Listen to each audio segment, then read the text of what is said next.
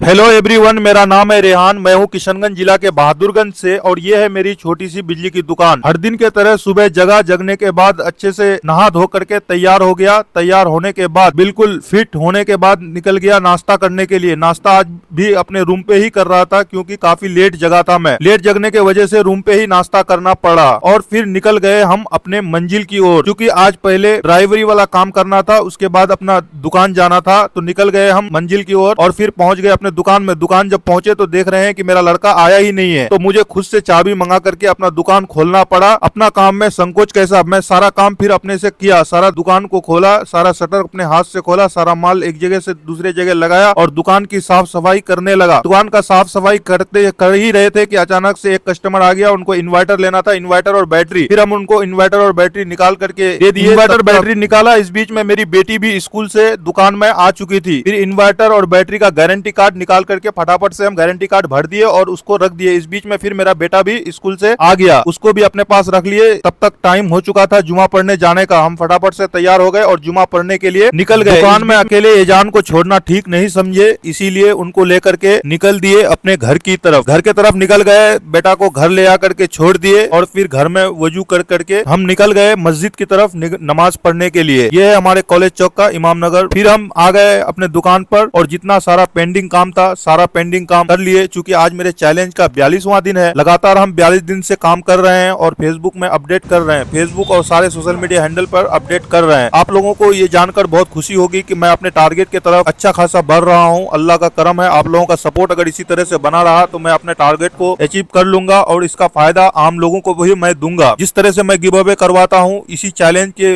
बीच का ये जर्नी है। मैं गिव अवे कोई घर से ला करके नहीं देता हूँ। ये मेरे जनता का प्यार है, मेरे पब्लिक का प्यार है, उसी से मैं कुछ गिव अवे निकाल करके दे देता हूँ। इस बीच में काफी टाइम हो गया था, 8:30 बज चुका था, तो दुकान बनाने का टाइम हो गया था। तो मजाक में हम गोल्डी भाई को फोन कर दिए कि भाई आज खाने के लिए कहीं चलेंगे। तो वो हमको इंतजार कराते कराते काफी लेट हो गया। हम उनका इंतजार करते करते दुकान के आगे थक गए तो निकल गए अपने घर के आगे। बहुत देर इंतजार करने के बाद में गोल्डी भाई आ गए और मुझे बाइक में बैठा लिए। बैठा करके निकल गए हम लोग मिर्च मसाला की ओर। क्योंकि आज खाने का प्लानिंग दिन में से ही था, तो गोल्डी भाई को पटा सटा करके लेके आए हम मिर्च मसाला में। और यहाँ खाने के लिए भाई मेरा साला लगते हैं। ये गाली नहीं है बल्कि ये रिश्ता है हमारा। बल्कि हम लोग काफी अच्छे दोस्त भी हैं। दोनों मिल करके आज मिर्च मसाला में कुछ खाने का प्लानिंग किए थे दिन में से ही, तो हमने ऑर्डर कर दिया। ऑर्डर करने के बाद फिर इंतजार किए और फिर दोनों बैठ करके बातें करने लगे। गोल्डी भाई भी बाय प्रोफेशन इंजीनियर है, लेकिन अभी बिजनेस में आ गए हैं। काफी अच्छा बिजनेस कर रहे हैं, उनका भी बिजनेस अच्छा चल रहा है। फिर हम लोग खाना वाना खाने के बाद मिर्च मसाला से